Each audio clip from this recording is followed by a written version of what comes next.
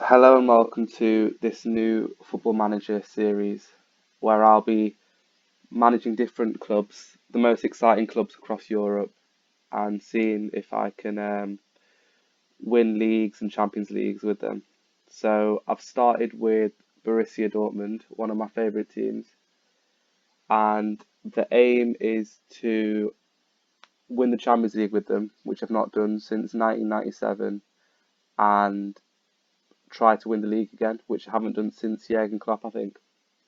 I think we can check that here on their history. Yeah, they've not won the league since 2012, so that's the aim of the game. And since 19, when did they win the Champions League? I think it was 97. But yeah, so that's the aim of the game to get them back to the top of German football.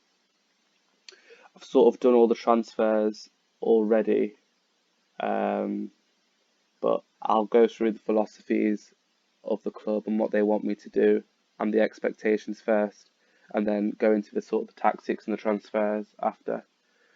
Because you can probably see at the top of the screen that I'm already on the 10th of July, so I'll just work through what I've done so far.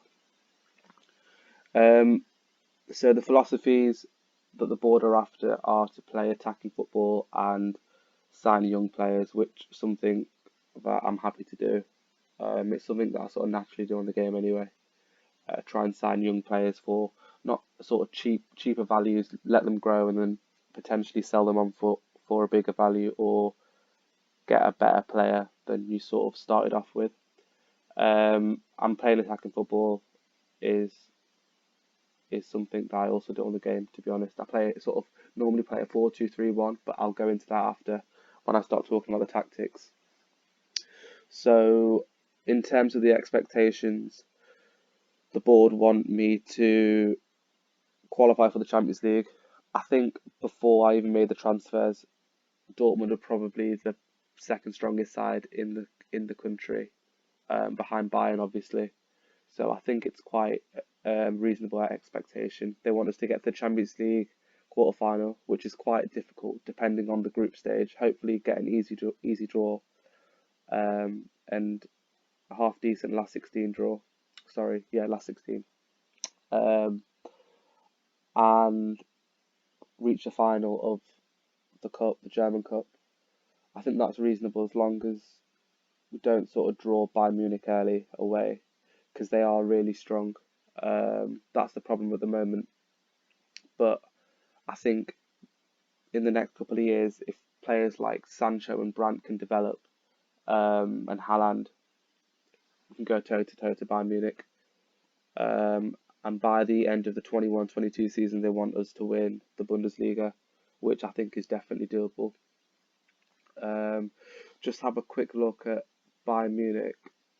So they've spent a lot of money already before the summer's even started. 114 million, signed a world-class centre back, Lucas Hernandez, can also play left back. Um, he's a really good defender. You can see by stats, he's very quick, good positioning, really brave, good tackler. So they've got really good players like that. I think they've got a really good mix of young and old players, so experienced players, and you can just see how good they've been over the past um, 6, 7 years. They've just dominated the whole league since 2012-13. So it's just the aim of the game is to sort of break that dominance.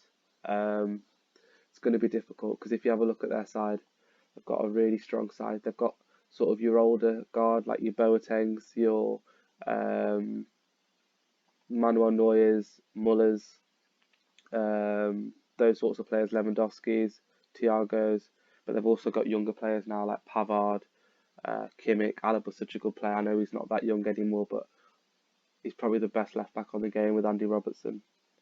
Some of his stats are ridiculous. So they've got a really good side. They've brought in players like Coutinho, um, Alphonso Davies is another good player at left back. So they've got a really strong side. Um, but yeah, we're going to see what we can do and see if we can sort of match them at some point. I don't know how long it's going to take, but I'm sure it will happen eventually. As you can see, I transfer listed a few players. In fact, I'll go into the tactics first, and then I'll do the transfers. So tactically, I've set up with a 4-2-3-1. You can probably see some of my transfers now. I didn't want to give them away, but you can see a couple of them now, probably on the screen. I've gone for a controlled possession type of game because I want to satisfy the sort of exciting football sort of thing. The 4-2-3-1's a bit of a throwback to Jurgen Klopp's system that he used to play. I like playing the system because you get a lot of goals from the attacking midfielders and the forward as well because they got a lot of support. And if the fullbacks are attacking, it's a really good formation to use. I favoured the 4-2-3-1 possession over the gegenpress, which I could have selected as well, which is here. But the problem with that is just that what happens is the players press really high and then the long ball gets sent over and it's really hard to defend against. So I've gone against that for that reason. But yeah, that's the formation I've gone for. And I think if we play really good, strong sides, I'd go to a 4-3-3 defensive sort of formation. I'd rarely do that, but unless if the side was really good, I think I might have to do it in the league against Bayern Munich away or something like that. But yeah, predominantly I'll be playing this formation. Got some really good players here. I'll go back to this tactics screen once I've gone through the transfers. So I've spent quite a lot of money. You only get 17 million to start with Dortmund, so I've spread a lot of the transfer fees over next year. I've taken a look at the financial fair play, so it's not a problem to do that because they're in quite a good financial situation, the club. Emre Can was coming before I came, so that's a good signing. And a lot of these signings are sort of done before I came, so I've not spent that full 300 million. But net, I've spent about 150 million, which is quite a lot of money to be fair, but I feel like it had to be spent to compete with Bayern. So I'll go through who I sold first.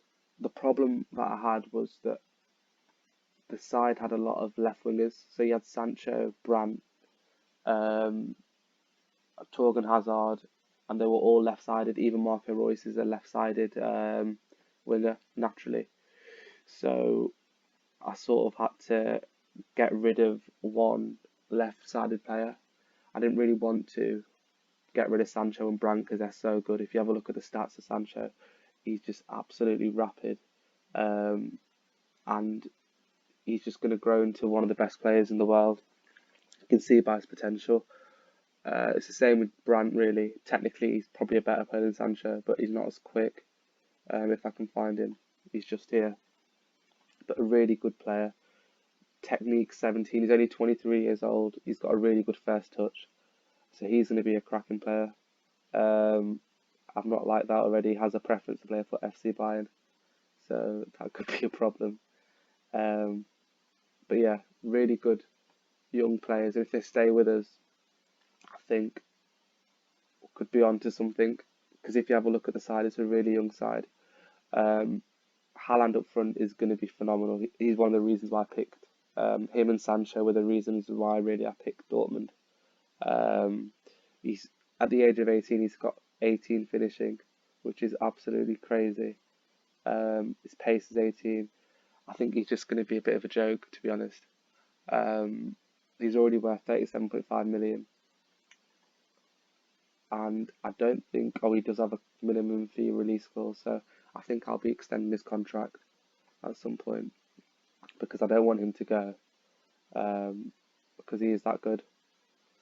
So I've got a really good side. I've got good midfielders. Emre Can and Witsel are solid. Good fullbacks. I wish Hakimi was on a permanent because he is a really good, fast, solid fullback as well as Guerrero. But I might have to make him permanent next year. He's only 20 as well, so a really good young side. So if I just go back to the transfers and see who I sold. So I sold Thorgan Hazard. Luckily, United came in for 33.5 million. Normally, when you sign someone, clubs are reluctant to sign them again in the same window. But luckily, United signed him for that much money as well, because I think Dortmund only bought him in for 22 million, which is crazy really, because they gained an 11.5 million pound profit for him just doing nothing. So yeah, that was a bit of a bargain for us. Then sold Smeltzer because we had two left backs. We had Schultz and Guerrero. So I didn't want three left backs, sorry. So I got rid of him for 5 million. He's past his sell by date, but he has been at the club for such a long time. So it was a bit sad seeing him go, especially with the squad. I think like there's a lot of the old guard back now because Goetze came back from Bayern, Hummels has come back from Bayern. You've still got Royce there, Piszczek. So a lot of the old guard is still there, which is quite nice. The side that made it to the final. So hopefully some of these can get Champions League winning medals this season or next season. I got rid of Zagadou because he just lacked the potential, I think, and I really wanted a strong centre back. So sold him. And Berkey was okay, 3 stars. Just a solid goalkeeper, but I just wanted someone a little bit better. He's a bit erratic. He rushes out a lot, so I just wanted a bit of a calmer, solider goalkeeper. So that brings us on to who we brought in. Andre Onana was the first one who I brought in. He's just a really good goalkeeper, good reflexes, solid goalkeeper, and he's going to grow into an even better goalkeeper. 40 million was a little bit steep for him, but as you can see, his value is already 49.5 million. So it was an expensive transfer, but still a little bit of a bargain. Fairly good with his feet, especially you can tell that because he's been playing for Ajax for so long and Barcelona. So a really good modern goalkeeper. Excited for him to be part of the squad. Then I addressed the problem of the right wingers, so I brought in Koeman and Costa. I'll go Costa first. So he was the most expensive player that I brought in, but he was actually transfer listed by Juventus, and you can actually see his value 62 million. So it was a bargain for what I brought him in for. He can play left and right, and he's in the prime of his career. So he's going to be our star player with Marco Reus, I think. It was really quick. He's got good dribbling. He's just a really good player, and he's probably going to be our main player, to be honest, that we're going to rely on. It was expensive, but because he was transfer listed, it was still a bit of a bargain because his actual worth is 10 million more. So a lot of these players I've brought in quite cheap for their value. The same with Koeman. I'm surprised Bayern let him go so cheap. I think it's because he was in his last year of his contract. Really good player again. I think he's the fastest player in the team. He's young and he's just a solid player. His wage is a bit high, but again, his value is nearly 50 million, and I brought him in for 35 million. So, and if he really hits on, it's going to be funny because signing from Bayern, Dortmund's rival. So, yeah, I was quite happy with that signing. And then I had a little bit of an issue because my second centre back, where is he? Akanji got injured. Has good potential, solid player, but he did I think his cruciate ligament, yeah, for 5 to 7 months. So I had to bring in two centre backs.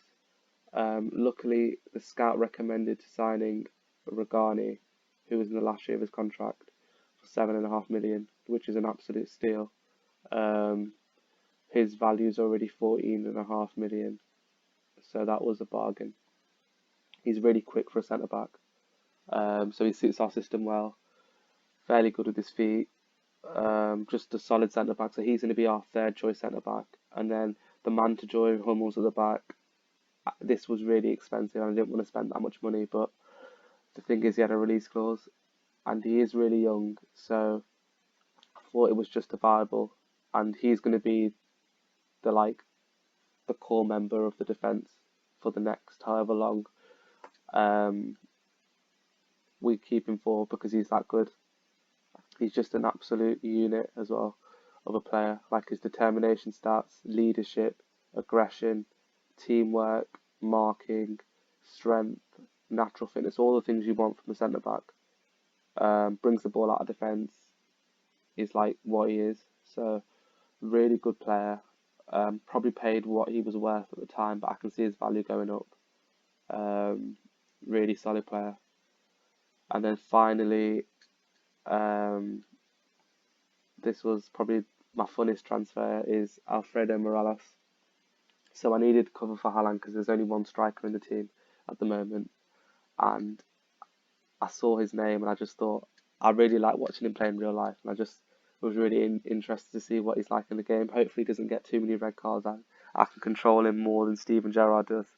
Um, but yeah, he looks like a really fun player to play with because he's got such a high aggression and strength numbers. His work rate's really good, as is his finishing, to be fair. And he's only 23, so he'll be a good little cover for Haaland. And if Haaland ever gets injured, he'll be good enough to step into the first team. So I'm excited for him to be part of the team. So yeah, that's all the transfers done. Obviously, before I even joined, there were transfers coming in like Chan, Nico Schultz, Brandt. That's such a good signing as well for 21.5 million. Hummels, and Haaland as well. So all these guys have come in. Um, so yeah, that's left us with the squad. It's a really good squad now. So you got Hakimi at right back, and his. So I normally what I do is I normally have two players to each position. So it leaves me with like a well balanced squad if someone gets injured. As you can see, Sancho's already injured for a month, I think. So it just means everywhere is covered. So I'll start with the goalkeeper, Anana in goal, and then I've got Hitz, who's a good solid backup goalkeeper. Um, if I do need him, but I doubt he's going to play much unless if Anana gets injured. Hakimi and Piszczek. Piszczek's still quite solid for his age. He's old, but he's gold. um, his natural fitness is high, so I think he won't have a problem this season being cover to Hakimi. And to be fair, if Hakimi drops off, he can come straight in because he's still a good little player. Um, then I've got Hummels and Diaz at the back, two really good centre backs. Like Hummels is probably one of them that you can say is a world class centre back in the prime of his career. So I'm excited to have him back at Dortmund, um, and hopefully he can win the Bundesliga with us, even though he left us. But I think a lot of these players left, like Goetze left for Bayern and has come back, so it's not a problem. Diaz, who I've just mentioned earlier, strong player. And then to cover these two, I've got Regani and Belardi. Belardi, he's okay. He's very young, so if he doesn't kick on towards the end of the season, I think he'll be going because Akanji is going to eventually come back after he's recovered from his ligament injury. Then I've got Guerrero at left back and Schultz, if I can find him, here he is, covering for him. Schultz is solid as well. Good solid player, quick, aggressive, young as well, fairly young. So he's a good player to have. And then in midfield, you've got Chan, Witsel, Dahoud and Delaney. Chan and Witsel are really good centre midfielders. They've got good all-round stats, to be fair. Really good stats for Chan, and he's 25. And then Witsel's 30, a little bit older, but he's got really good stats as well, to be fair. Probably the best centre midfielder we have is Witsel. And then Delaney's a good player, if I can find him, on the bench to have. And Dahoud is also a good player, but he's more of an attacking player. So if he can't really fit into my system, because normally you play him with a 3 as an advanced playmaker, but he doesn't really fit into the system that well. He looks a little bit like Pablo Escobar. But yeah, he doesn't really fit into the system that well. So we'll see how he gets on. And if he's not kicked on in January, I might get rid of him and bring in sort of a centre midfielder or a box-to-box midfielder. But yeah, I don't want to sell too many players and bring in too many players. I've probably brought in more than I should have because it's just hard to get the familiarity for the tactics. I think that's going to be the problem at the start. Is just the familiarity of the tactics. It's quite low at the moment, and it's only going to get better by playing games and training. So hopefully that problem can be sorted out in the next few games. I don't normally play friendly matches. I normally delegate that to the assistant manager. So I won't be showing any of them. So the first game I'll actually be showing as the next episode would be the Super Cup. So that'll be the first game that I do. I think we're still going to be struggling to beat Bayern on a one-off game, but we shall see if the squad's good enough. It'll be a good indication of where the team is at.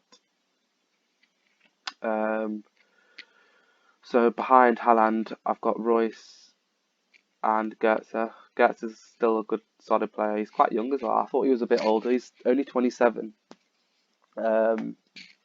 He seems like he's been around forever, but he's running out of contract at the end of the year. So I'm just waiting to see whether I should renew it or not. But I think performances will dictate that. Marco Reus is Mr. Dortmund, isn't he? He's the one who never left, and he's such a good player. He's the best player in the team. He's quick. Off the ball, his stats are really good. Finishing strong, free kick strong. So he's going to be probably the best player of the team. Him and Douglas Costa. And then Sancho, probably the main reason why I wanted to do this save is because he's such a good player, and he's such an exciting player. He's got really good stats for a 19-year-old. He's rapid. He's got a really good flair, and he's just going to grow, isn't he, into a really good player. Got to try and keep hold of him as well. And then Brandt's covering him, who is also a really good player, technically solid. And then up top, I've got Haaland and Morelos. So I'm really excited to start and see what I can do with the squad. I think it's a really strong team now. So hopefully I can challenge for the Bundesliga this year and get far into the Champions League. So yeah, I've sort of gone through all of this. There've been a few friendly matches, and I think we've done quite well in them, even though I've not really played them. So we've played a few friendly matches, beat Zenit. Zenit are quite a good side, to be fair, so it's a good indication of where we're at. And then the big game, the Super Cup's on the 8th of August, so that'll be the first game that I do to see if we can get our hands on the first bit of silverware. So yeah, that's when I'll see you guys next. Hope you enjoyed the video. Feel free to like, comment and subscribe. It's my first video, so if you guys have any anything I can improve on or anything, just leave it in the comments below. And yeah, I'll see you next time.